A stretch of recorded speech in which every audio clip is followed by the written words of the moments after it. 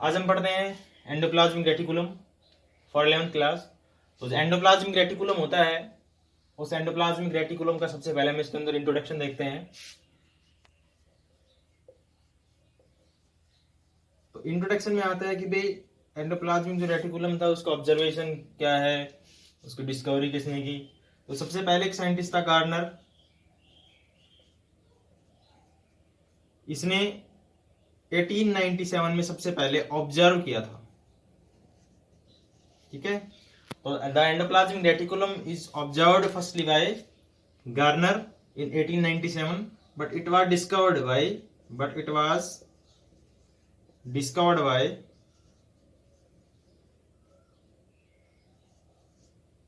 Porter. ठीक है, इन 1945। ठीक है, तो इसको सबसे पहले जो ऑब्जर्व किया था वो गार्नर ने किया था इन 1897 के अंदर, बट जिसको जो डिस्कवर किया था वो पोर्टर साइंटिस्ट था, उसने 1945 में किया था। ठीक है, उसके बाद क्या आता है कि भाई जो एंडोप्लाज्मिक रेटिकुलम है, इसको एंडोप्लाज्मिक रेटिकुलम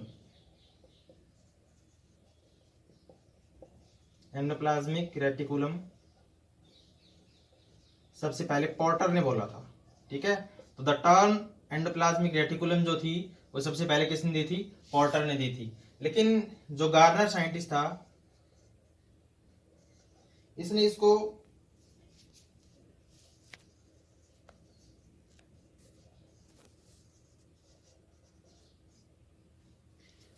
इरगैस्ट्रोप्लाज्म का नाम दिया था।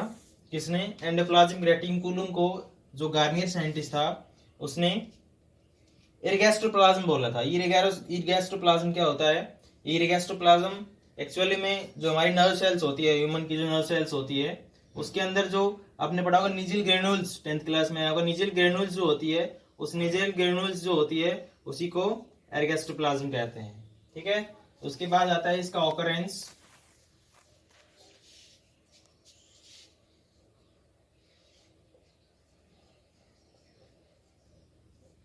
ऑकरेंस के अंदर आता है कि ये किसके अंदर एंडोप्लाज्मिक रेटिकुलम जो होती है वो प्रेजेंट होती है, किसके अंदर ये अब्सेंट होती है।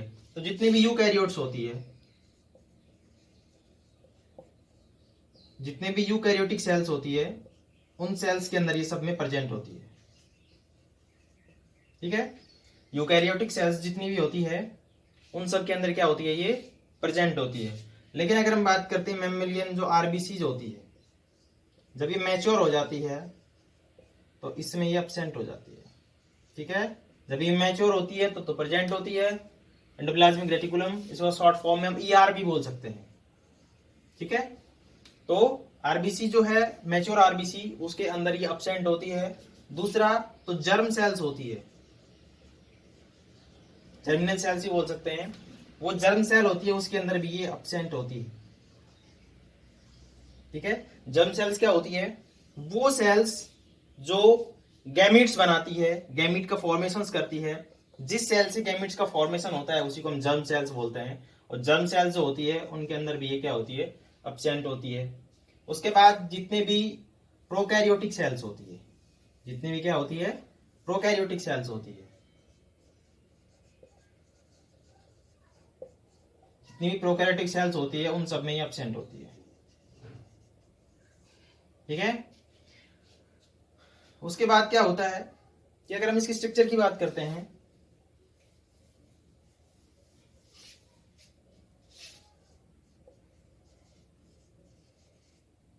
स्ट्रक्चर की, तो स्ट्रक्चर के अंदर क्या आता है कि भाई जो हमारे पास गोल्जी बॉडी थी, उस गोल्जी बॉडीज के अंदर भी डिफरेंट टाइप की स्ट्रक्चर आपने देखी थी। सिस्टर ने, दूसरा देखा था आपने वेसिकल्स, और तीसरा देखा था आपने ट्यूब्यूल्स। ये तीनों की तीनों भी इसके अंदर प्रेजेंट होती है एंडोप्लाज्मिक रेटिकुलम के अंदर। लेकिन मेन डिफरेंट क्या आता है कि ये जो तीनों की तीनों होती है इस गोल्जी बॉडी के अंदर, तो क्या कर रही थी वो? गोल्जी बॉडी के अंदर तो ये कॉम्प्लेक्स फॉर्म बना रही थी, लेकिन इसके अंदर ये स्कैटर्ड फॉर्म में होती है। तो एंडोप्लाज्मिक रेटिकुलम होती है ये, अगर हम इसकी स्ट्रक्चर्स देखते हैं तो डिफरेंट टाइप की फॉर्म्स में होती है। तो पहला आता है इसका स्ट्रक्चर्स के अंदर, ये हमारे पास क्या है? न्यूक्लियस है। ठीक है, ये हमारे न्यूक्लियस की आउटर वॉल है।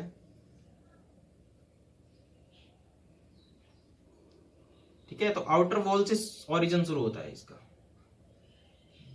ये जो ER होती है वो इस फॉर्म में होती है।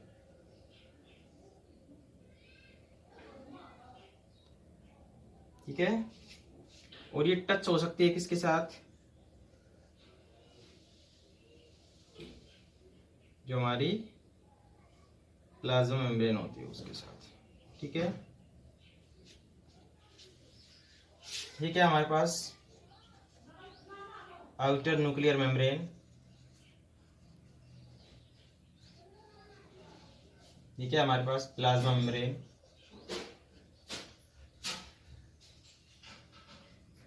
और ये हमारे पास होती है एंडोप्लाज्मिक रेटिकुलम।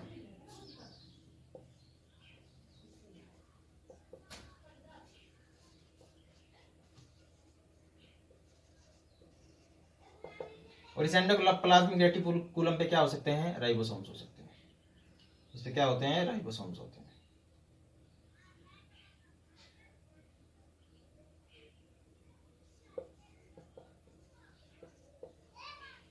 ठीक है, तो ये एंडोप्लाज्मिक रेटिकुलम होती है। ठीक है, ये दो टाइप की होती है, एक होती है SER स्मूथ एंडोप्लाज्मिक रेटिकुलम, और दूसरी होती है RER रफ एंडोप्लाज्मिक रेटिकुलम। जो RER होती है, रफ एंडोप्लाज्मिक रेटिकुलम जो होती है, उस RER पे क्या होता है, राइबोसोम्स अटैच्ड होते हैं। ठीक है, लेकिन जो स्मूथ टाइप की होती है उस पर राइबोसोम्स अटैच्ड नहीं होते। इस टाइप से रफ टाइप की होती है। ठीक है, इसको हम SCR बोल रहे हैं, स्मूथ एंडोप्लाज्मिक रेटिकुलम। तो इसके डिफरेंट फॉर्म्स के बारे में बात करते हैं, स्ट्रक्चर में डिफरेंट फॉर्म्स जो होती है उनके बारे में। तो सबसे पहले आता है सिस्टर ने,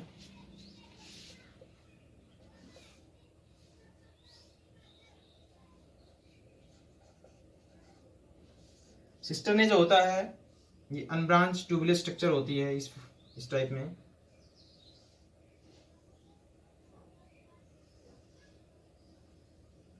ठीक है, और इस पे राइबोसोम्स अटैच्ड होते हैं।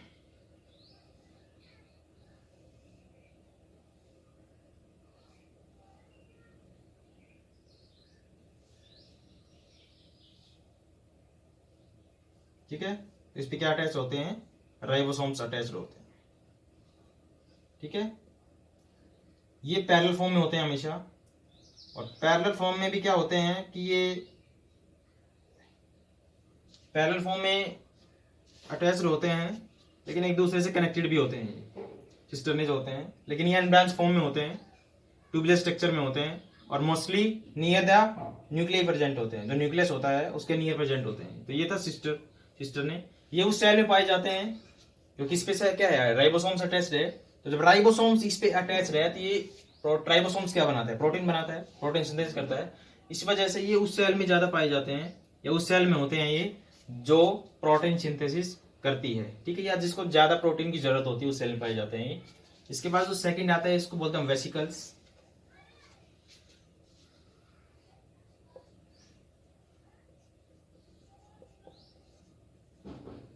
वेसिकल की जो स्ट्रक्चर होती है ओवल या फिर राउंडेड स्ट्रक्चर होती है, और इस पे भी राइबोसोम जो होते हैं वो अटैच्ड होते हैं, और अंदर की तरफ क्या होता है, इसके अंदर ट्रांसपेरेंट फ्लूइड होता है।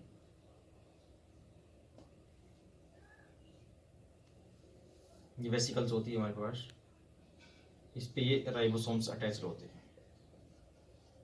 ठीक है, इसके अंदर फ्लूइड भरा होता है। ये भी उसमें पाई जाती है जिस सेल्स में प्रोटीन सिंथेसिस होता है, प्रोटीन ज्यादा जरूरत होती है, तो उसमें वेसिकल्स के नंबर भी काफी ज्यादा हो सकते हैं। ठीक है, और जो थर्ड नंबर आता है वो आता है ट्यूब्यूल्स का।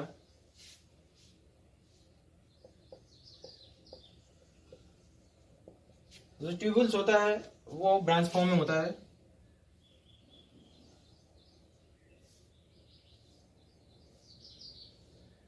इस टाइप से ट्यूब्यूल्स होता है, और ये हमेशा ब्रांच फॉर्म में होता है। ठीक है, और ये जो ट्यूबुल्स होता है, अगर आप इसके बारे में बात करते हैं कि कहाँ पे होता है, तो नियर बाय द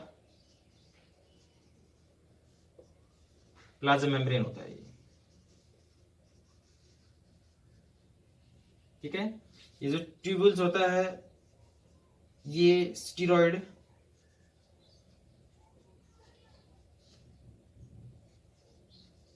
ग्लाइकोजन और फैट, यानी जिसको आप कोलेस्ट्रॉल बोल सकते हैं,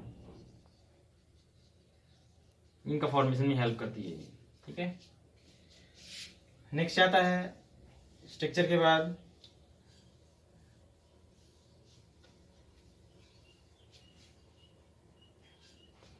टाइप्स ऑफ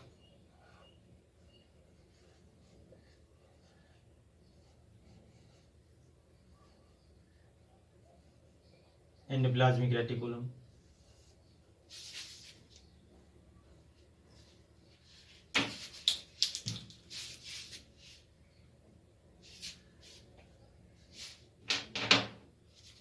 तो टाइप्स में दो टाइप्स की होती है, एक होती है SCR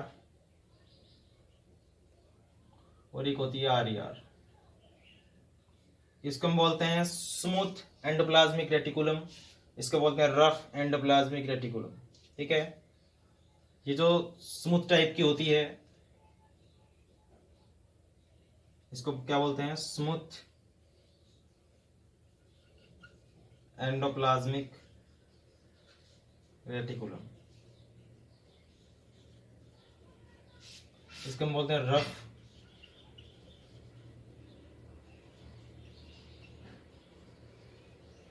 endoplasmic reticulum.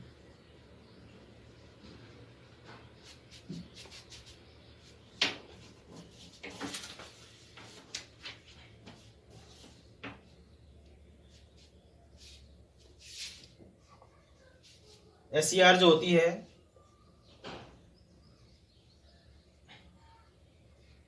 Near the cell membrane में हो सकती है,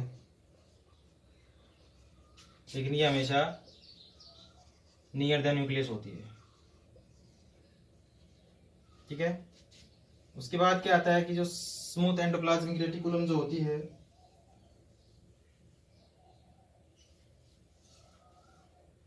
वो मेनली ट्यूबुल्स की बनी होती है, फॉर्म्ड ऑफ ट्यूबुल्स की होती है। और ट्यूबुल्स की होती है तो आपको पता है कि उसमें राइबोसोम्स जो होते हैं वो एब्सेंट होते हैं। ठीक है, SCR जो होती है स्मूथ एंडोप्लाज्मिक रेटिकुलम जो होती है वो फॉर्म्ड ऑफ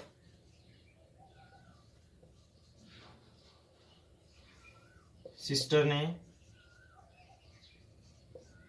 और वेसिकल्स की बनी होती है। ठीक है, और इस पे राइबोसोम्स जो होते हैं वो प्रेजेंट होते हैं।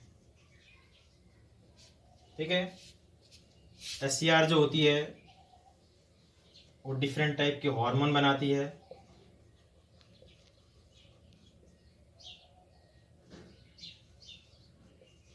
कोलेस्ट्रॉल बनाती है, ग्लाइकोजन बनाती है, और जो RER होती है वो प्रोटीन बनाती है।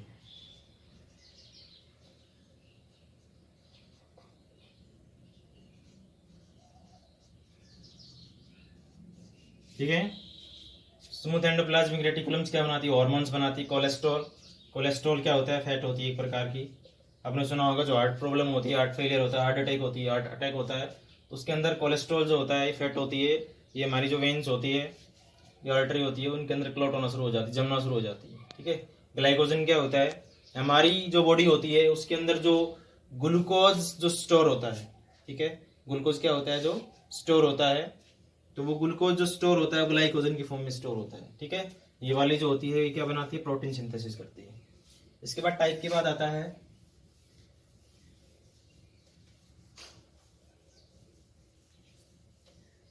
इसकी केमिकल कंपोजिशन।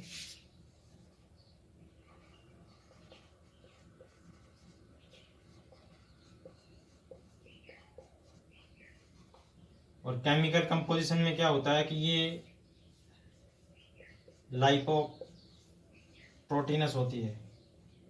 तो लाइपोप्रोटीनस मीन्स इसके अंदर प्रोटीन होगा, वो 60% होता है। दूसरा जो लिपिड होता है वो इसके अंदर 40% होता है। ठीक है, इसकी केमिकल कंपोजिशन है, प्रोटीन 60% होता है इसके अंदर और लिपिड जो होता है वो 40% होता है। केमिकल कंपोजिशन के बाद आता है इसके फंक्शंस, जो मेन इंपॉर्टेंट है।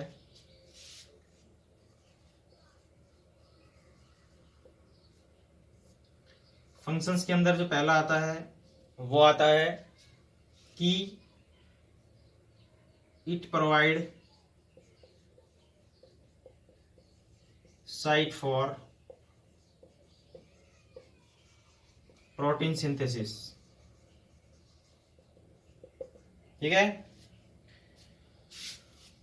भाई, आपको पता है कि जो राइबोसोम्स अटैच होते हैं इस पे वो प्रोटीन बनाते हैं। ठीक है, लेकिन ये जो राइबोसोम्स अटैच किस पे होते हैं? एंडोप्लाज्मिक रेटिकुलम पे होते हैं। तो ये जो एंडोप्लाज्मिक रेटिकुलम जो होती है इसके ऊपर राइबोसोम्स होते हैं। तो जो साइट होती है प्रोटीन सिंथेसिस की वो एंडोप्लाज्मिक रेटिकुलम प्रोवाइड करता है। किसको? राइबोसोम्स। ठीक है, राइबोसोम्स को ये अटैच भी करती है। तो साइट ऑफ जो राइबोसोम्स होता है, राइबोसोम्स जो अटैच होता है वो बीसी पे होता है। जो सेकंड फंक्शन है वो आता है कि it helps in formation of glucose to the glycogen. हमारे बॉडी के अंदर जो फूड स्टोर होता है वो ग्लाइकोजन की फॉर्म में स्टोर होता है। ठीक है, लेकिन जब हम क्या है खाना वगैरह नहीं खाते तो जब हमारी बॉडी को क्या पड़ती है? ग्लूकोज की जरूरत पड़ती है, क्योंकि ऑक्सीडेशन जो होता है, जो एनर्जी मिलती है ग्लूकोज से मिलती है, ग्लाइकोजन से नहीं मिलती। ठीक है, तो जो ग्लाइकोजन है ये लीवर के अंदर स्टोर होता है। तो स्टोर होने के बाद जब हमें जरूरत पड़ती है एनर्जी की तो ये दोबारा इस ग्लाइकोजन को ग्लूकोज में कन्वर्ट करना पड़ता है। तो ग्लूकोज में जो कन्वर्जन होता है उस प्रोसेस के अंदर भी ये एंडोप्लाज्मिक रेटिकुलम हेल्प करती है। ठीक है, नेक्स्ट जो थर्ड है कि जो एससीआर होती है, स्मूथ एंडोप्लाज्मिक रेटिकुलम, वो डिटॉक्सिफिकेशन करती है।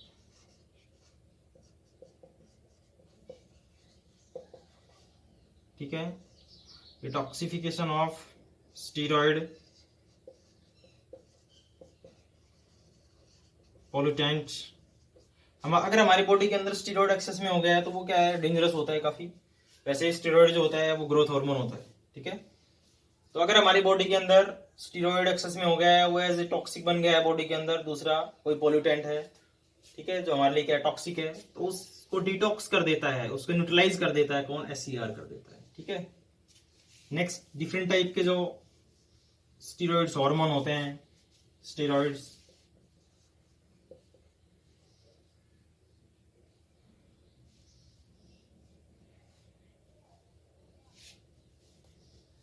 डिफरेंट टाइप के जो हार्मोन्स होते हैं। ठीक है, फैट, ग्लूकोज, ग्लाइकोजन, इन सब के फॉर्मेशन में हेल्प करती है ये। ठीक है, नेक्स्ट आता है कि भाई जो एंडोप्लाज्मिक रेटिकुलम होती है, ठीक है, वो एंडोप्लाज्मिक जो रेटिकुलम होती है वो ही हमारा न्यूक्लियस है। इस न्यूक्लियस की आउटर मेम्ब्रेन से शुरू होती है।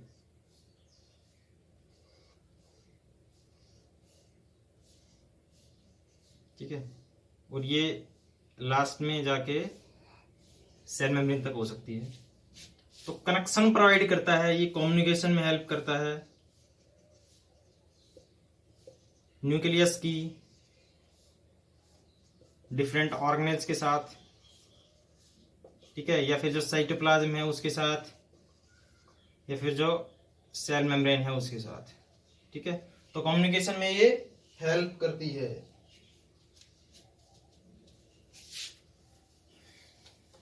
जो ईआर होता है वो लिपिड के फॉर्मेशन में हेल्प करती है। लिपिड फॉस्फोलिपिड भी हो सकता है, लिपिड।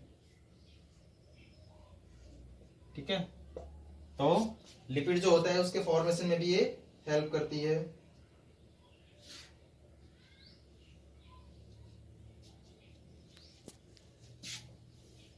इसके बाद हम लेते हैं नीट सॉल्यूशन।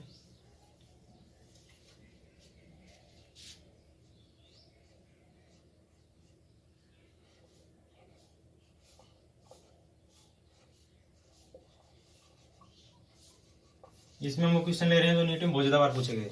ठीक है, तो फर्स्ट आता है इसमें कि जो आर होती है उसका ओरिजिन कहाँ से होती है, रफ एंडोप्लाज्मिक रेटिकुलम। तो इसका जो ओरिजिन होता है वो न्यूक्लियस की आउटर मेम्ब्रेन से होता है।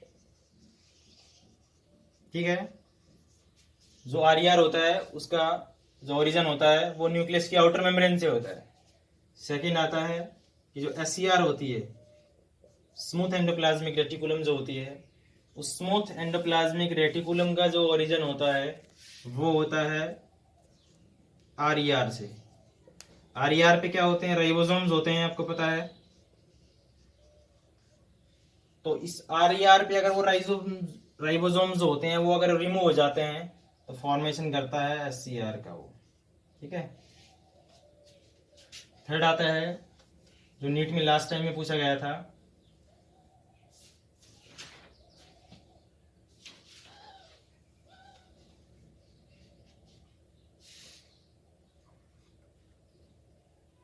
जो आर होती है उस आर पे राइबोसोम्स होता है। ठीक है, तो ये जो राइबोसोम्स होता है ये किसकी हेल्प से इस आर पे अटैच होता है। फॉर एग्जाम्पल ये हमारे पास आर है। ठीक है, इस पे क्या होता है, राइबोसोम्स होता है।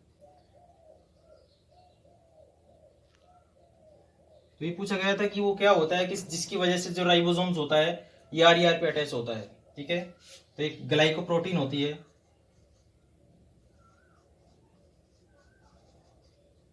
और ग्लाइकोप्रोटीन भी कौन सी,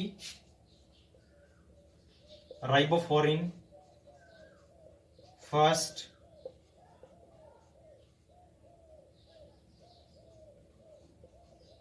राइबोफ्लोरिन सेकंड। ये दोनों के दोनों क्या होती हैं, ग्लाइकोप्रोटीन्स होती है जो इस राइबोसोम्स को अटैच करती है एंडोप्लाज्मिक रेटिकुलम पे।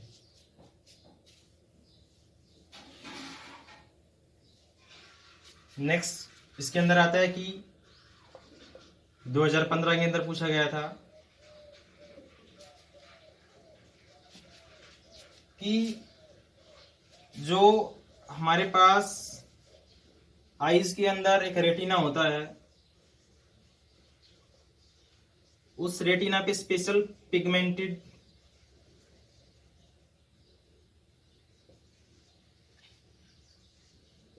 एपिथेलियल सेल्स होती हैं। ठीक है, उसके अंदर जो एससीआर होता है, स्पेशल टाइप का क्या होता है उसके अंदर एससीआर जो होता है, उस एससीआर को हम बोलते हैं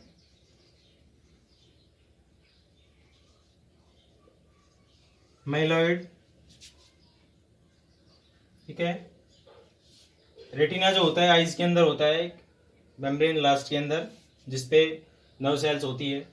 तो उस नर्व सेल्स के अंदर क्या होता है कि जो रेटिना होता है उस पे स्पेशल टाइप की पिगमेंटेड एपिथेलियल सेल्स होती है।